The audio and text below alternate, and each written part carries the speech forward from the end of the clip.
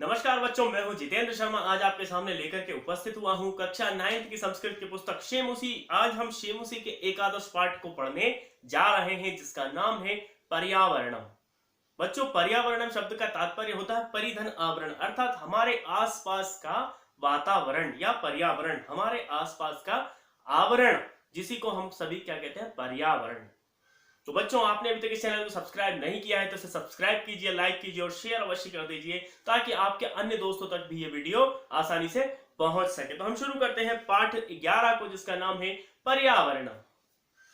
प्रस्तुतोऽयं पाठ्यांशः पर्यावरणम पर्यावरण विषयकम लघु निबंधो अस्ति। यह जो पाठ है आपको निबंध लिखने की प्रथा को समझाते हुए बतलाया गया है कि बच्चों आपको निबंध किस प्रकार से लिखना है। यदि आपको कोर्स में आपको निबंध लिखने को आया और पर्यावरण का निबंध लिखने को आया या किसी भी विषय का निबंध लिखने को आया तो हम निबंध किस प्रकार से लिखेंगे, उस शैली को दर्शाता हुआ यह पाठ लिया गया है कि प्रस्तुतोऽयं पाठ्यांशः पर्यावरणम पर्यावरण विषयकम लघु निबंधो अस्ति। ये एक लघु निबंध के रूप में है जो कि पर्यावरण विषय पर आधारित है।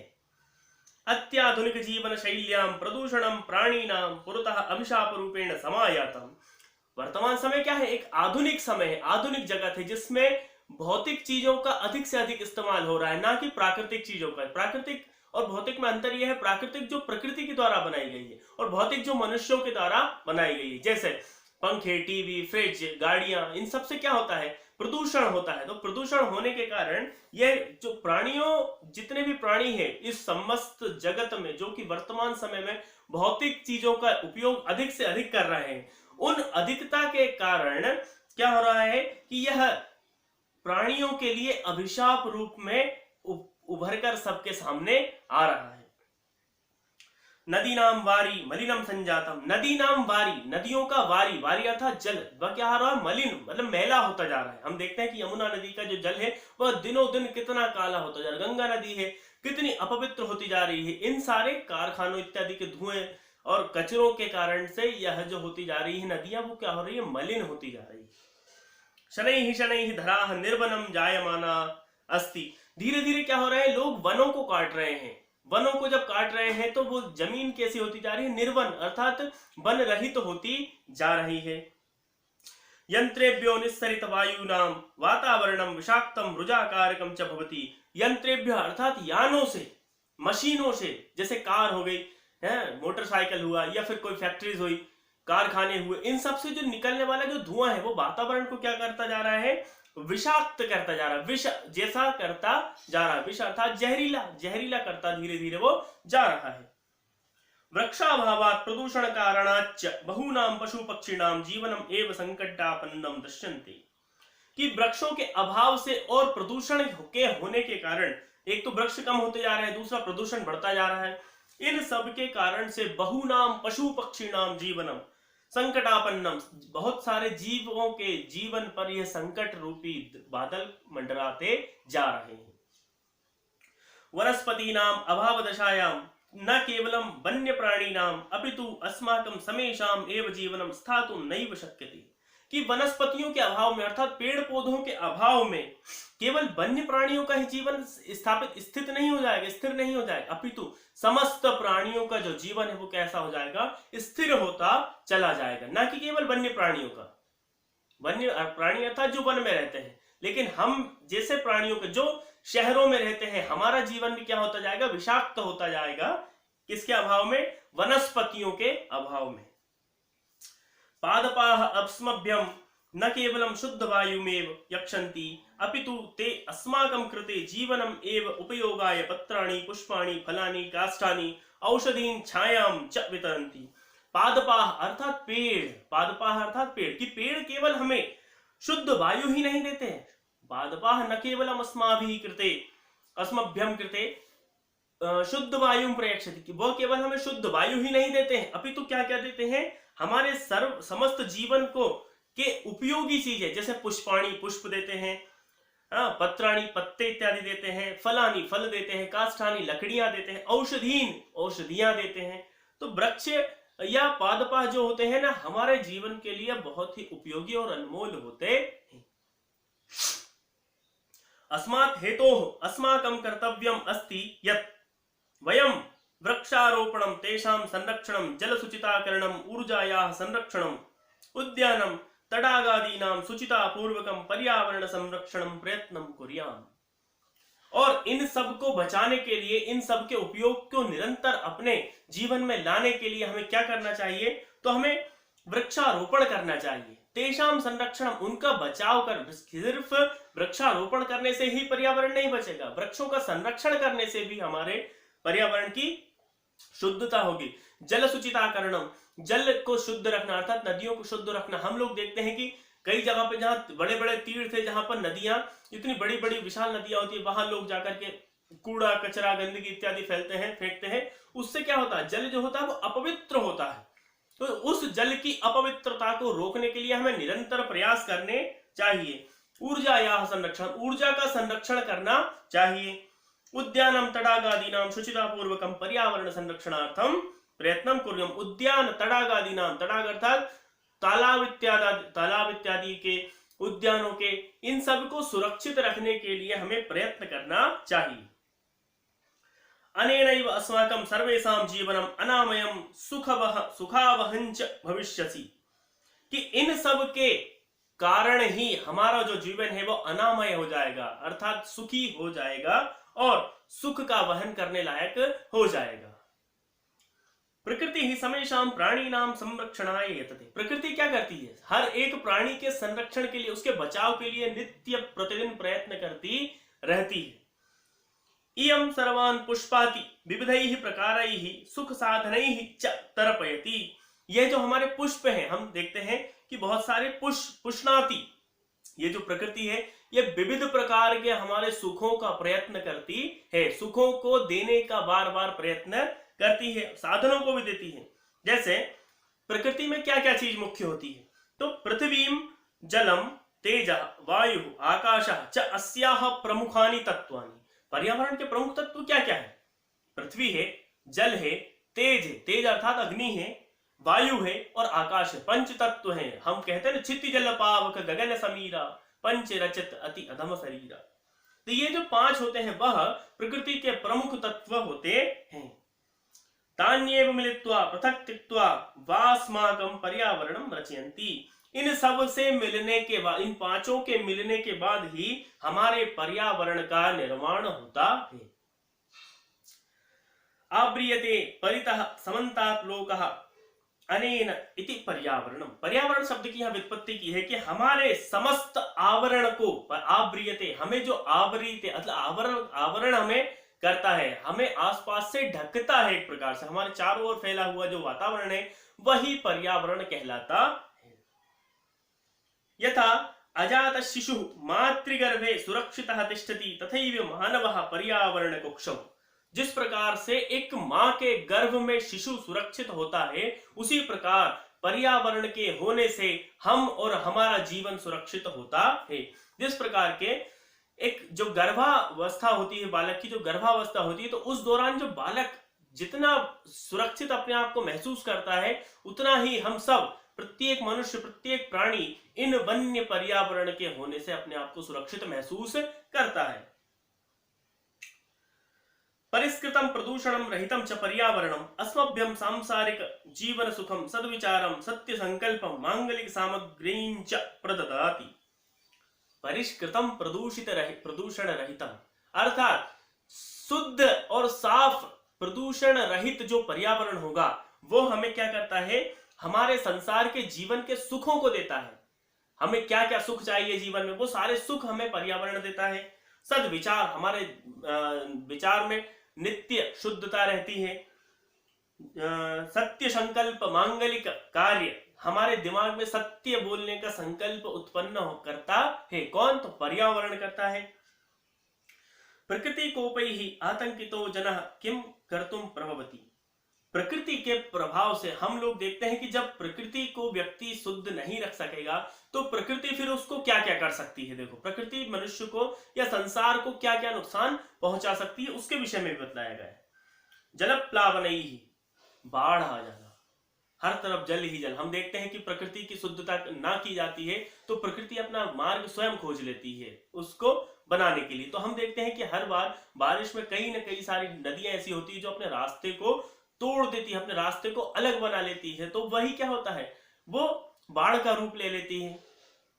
अग्नि भय ही, जंगलों में अग्नि लग जाना। हम देखते हैं कि अमेरिका के कैलिफोर्निया के जंगल में हर वर्ष आग लगती है। तो उससे क्या होता है, वो प्रकृति स्वयं को बचाने के लिए मनुष्य के आतंक, मनुष्य के इन प्रदूषणों को कम करने के लिए, अपने आतंक से अपने आप को, अपना अस्तित्व बचाने के लिए बार बार प्रयास करती है। भूकंप ही, भूकंप आने लगते हैं। तो ये प्रकृति क्या है, ये प्रकृति के ही अंग है सारे के सारे। वात्या चक्र ही, हम देखते हैं कि वात्या चक्र ही अर्थात जो समुद्र में साइक्लोन्स आते हैं, क्या कहते हैं उनको, साइक्लोन्स को चक्रवात आते हैं। उल्कापातादिभिश्च संतप्तस्य मानवस्य क्व मंगलम, उल्का पिंड इत्यादि जब गिरते हैं, तो ये सारी चीजें क्या है, ये प्रकृति अपना स्वयं का अस्तित्व बचाने के लिए अपने आप को प्रदर्शित करती है। कि जब मानव स्वयं इनको गंदा करता है, प्रदूषण से युक्त कर देता है, तो इन इत्यादि प्रदूषणों से बचाने के लिए जो प्रकृति होती है वो स्वयं अपना अस्तित्व बचाने के लिए अपने आप का प्रदर्शन करती है, और इनसे कभी भी मनुष्य का भला नहीं हो सकता। तो मानव को भी इस विषय पर चिंतन करना चाहिए बार बार कि इन सारे कार्यों से मुझे मुक्ति नहीं मिल सकती, उच्चता मैं प्राप्त नहीं कर सकता। अतएव अस्माभिः प्रकृति रक्षणीय है, इसीलिए हम लोगों को क्या करना चाहिए, प्रकृति का रक्षण करना चाहिए, संरक्षण करना चाहिए। तेन च पर्यावरणम रक्षितम भविष्यति, और जिससे क्या होगा, पर्यावरण संरक्षित होगा। प्राचीन काले लोकमंगल शंसिनः ऋषयोः वने निवसन्ति स्म। एक कहानी अब इन्होंने सुनाना शुरू कर दी आपको कि प्राचीन काल में एक लोकमंगल नाम के लोग ऋषि वन में निवास करते थे। लोकमंगल शंसिनः अर्थात लोगों के मंगल करने के लिए। यतो ही वने सुरक्षितम पर्यावरणम अनुपलभ्यते स्म, जब उन्होंने वन में आकर देखा तो वन में क्या लगा उनको, लोगों के अनुकूल, प्रकृति के अनुकूल उनको वन वहां पर दिखाई नहीं दिया, पर्यावरण दिखाई नहीं दिया। तत्र विविधाः विहगाः कलकूजी श्रोत्र रसायनम ददति, वहां पर अनेक प्रकार के विहगाः अर्थात पशु पक्षी थे जो कि रसायन, केमिकल्स इत्यादि के कारण वो सब विषाक्त हो चुके थे। सरितो गिरि निर्झराश्च अमृत स्वादु निर्मलम जलम प्रयक्षन्ति, जो सरिता है अर्थात जो नदियां हैं, नदियां क्या कर रही थी, जो गिरि निर्झर अर्थात जो गिरि अर्थात पर्वत, पर्वत पे से जो झरने गिरते हैं, तो वो झरने जो गिरते हैं वो अमृत क्या करते हैं, अमृत जैसा जल हमें प्रदान करते हैं। वृक्षाः लताश्च फलानि पुष्पाणि इंधन काष्ठानि च बाहुल्येन समुपहरन्ति, वृक्ष और उनकी लताएं जो है वो हमें क्या देते हैं, फल देते हैं, पुष्प देते हैं, ईंधन काष्ठाएं जलाओ लकड़ियां इत्यादि देते हैं, और बहुत सारी चीजें हमें देते हैं। शीतल मंद सुगंध वनम उपवना औषध कल्प प्राणवायु वितरन्ति, शीतल मंद, शीतल अर्थात ठंडी ठंडी, मंद मंद जो वायु चलती है, सुगंध चलती है उपवनों में और वनों में, वो हमें सब सुकून देती है। परंतु स्वार्थांधौ मानवः तदेव पर्यावरणम अद्विनाशयति, किंतु स्वार्थ में अंधा हुआ जो मानव है वह आज इन सबको स्वयं ही नष्ट कर दे रहा है। स्वल्प लाभाय जनाः बहुमूल्यानि वस्तूनि नाशयन्ति, अपने थोड़े से लाभ के लिए वह इन बहुमूल्य वस्तुओं का नाश करने पर उतारू हो चुका है मानव। जनाः यंत्रागाराणाम विषाक्तम जलम नद्याम निपातयन्ति, यंत्रों से निकलने वाला जो विषैला धुआं होता है, विषैला जल होता है, वह आज वह नदियों में बहा देता है। तेन मत्स्यादीनाम जलचराणाम च क्षणेनैव नाशो भवति, लेकिन इससे क्या होता है, और जल जब नदियों में बहा देता है तो इससे क्या होता है कि जो मत्स्य इत्यादि है, जल में रहने वाले अनेक जीव जंतु होते हैं, वह सब क्या होता है, उन सबका क्षण में ही नाश हो जाता है। नदी जलम अपि तत्सर्वथा अपेयम जायते, नदियों का जो जल होता है वह जल भी उस समय अपेय हो जाता है, अपेय अर्थात पीने योग्य नहीं बचता। मानवाः व्यापार वर्धनाय वन वृक्षान् निर्विवेकम छदन्ति, मानव क्या कर रहा है कि इस व्यापार के उद्देश्य से इन वनों को प्रतिदिन काटता जा रहा, छिनत्ती काटता जा रहा है। तस्मात् अवृष्टि प्रवर्तते, इसके कारण क्या हो रहा है, बारिश नहीं हो रही है। हम पहले समय में देखते थे कि नदियां जो होती थी उनका जो बहाव रहता था वह 12 महीने होता था, अर्थात गर्मी के दिनों में भी जल की अनुपलब्धता नहीं होती थी। किंतु वर्तमान समय में हम देखते हैं कि बारिश ही कम हो रही है, इस कारण से हमें गर्मी के जो 3-4 महीने होते हैं उसमें जल संकट को झेलना पड़ता है। वन पशुवश्च शरण रहिता ग्रामेषु उपद्रवम विदधन्ति। हम देखते हैं वर्तमान समय में हम देखते हैं कि जो जंगल के रहने वाले जीव जंतु थे वह जंगल में अव्यवस्था होने के कारण वह गांव में आज उपद्रव करने को तैयार हो चुके हैं। हम देख बहुत सारे जो वानरों के समूह होते थे जो पहले सिर्फ जंगलों में होते थे, आजकल क्या होता है कि वह गांव में ही निवास करने लगे हैं। उनका जो निवास स्थान हो चुका है गांव के पेड़ पौधे ही हो चुके हैं। गाय इत्यादि ये बहुत सारे जीव जंतु जो वन के पशु थे वह सब कहाँ आ चुके हैं, वर्तमान समय में हम देख रहे हैं कि वो गांव में उन्होंने निवास स्थान बना लिया और वहां उपद्रव मचा दिया। शुद्ध वायुरपि वृक्ष कर्तनात् संकटापन्नो जायते। वृक्षों के काटने के कारण आज हम शुद्ध वायु के ऊपर भी हमारा संकट आ चुका है। एवं ही स्वार्थांध मानवैः विकृतिम उपगता प्रकृतिम एव सर्वेषां विनाशकर्त्री भवति।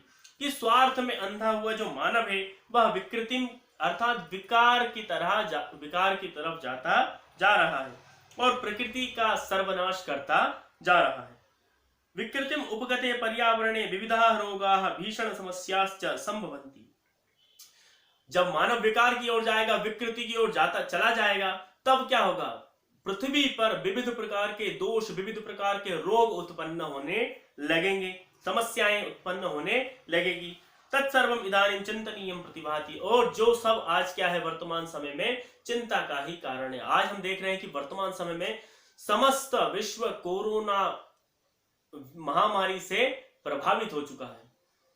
वो डर भी है और समस्त उसके कारण हम देख रहे हैं कि कितनी सारी मौतें हो चुकी है। तो ये सब क्या है, ये प्रकृति के विकृति का ही कारण है कि मानव अपनी प्रकृति का नाश करता जा रहा है, विकृति की ओर चला जा रहा है। धर्मो रक्षति रक्षिता इत्यार्ष वचनम च। धर्म रक्षति रक्षिता, जो धर्म की रक्षा करेगा धर्म उसकी रक्षा करेगा, यही आर्य वचन या आर्ष वचन होते हैं। पर्यावरण रक्षणमपि धर्मस्यैव अंगम इति ऋषयः प्रतिपादितवन्तः। कि पर्यावरण भी क्या है, धर्म का ही अंग है। अर्थात पर्यावरण की आप धर्मो रक्षति रक्षिता, इससे तात्पर्य क्या है कि पर्यावरण भी क्या है, वह भी धर्म का ही एक अंग है। इसलिए जिस प्रकार धर्म की रक्षा करने पर धर्म आपकी रक्षा करता है, उसी प्रकार पर्यावरण की रक्षा करने पर पर्यावरण भी आपकी रक्षा करता है। यही ऋषियों के द्वारा कहा गया है। अतएव वापी कूप तडागादि निर्माणम देवायतनम विश्राम गृहादि स्थापनं च धर्म सिद्धैः स्रोतो रूपेण अंगीकृतम।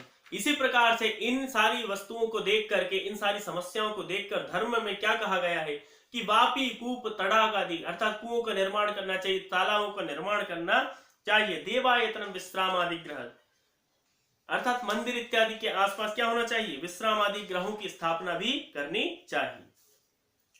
कुक्कुर शूकर सर्प नकुलादि स्थलचराः मत्स्य कच्छप मकर प्रभृतयः जलचराश्च अपि रक्षणीयाः।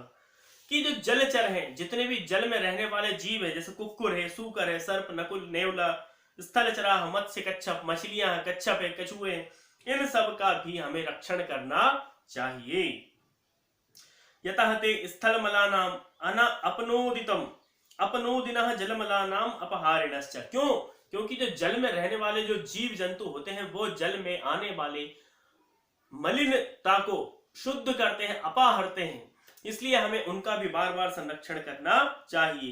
प्रकृति रक्षया एव लोक रक्षा संभवति इत्यत्र नास्ति संशय। प्रकृति रक्षा के द्वारा ही लोगों की रक्षा हो सकती है, अर्थात प्रकृति का संरक्षण करने से ही व्यक्ति का संरक्षण हो सकता है, प्राणियों का संरक्षण हो सकता है। इस बात में बिल्कुल भी संशय नहीं है। इसीलिए कहा गया है कि पर्यावरण का रक्षण करना चाहिए, जिससे कि पर्यावरण भी हमारा संरक्षण कर सके। तो बच्चों, ये था पाठ 11 जिसका नाम था पर्यावरण। आपको बहुत ही अच्छे से ये समझ में आ गया होगा। यदि आपको ये समझ में आ गया हो तो इस वीडियो को प्लीज शेयर अवश्य कर दीजिए, और ताकि दूसरे जो लोग हैं वह भी इस ज्ञानवर्धक वीडियो का सहारा ले सके। तो हम फिर से उपस्थित होंगे आपके सामने इसी पाठ के प्रश्न और उत्तर को लेकर के। तब तक के लिए धन्यवाद। जय तो संस्कृतम, जय तो भारतम।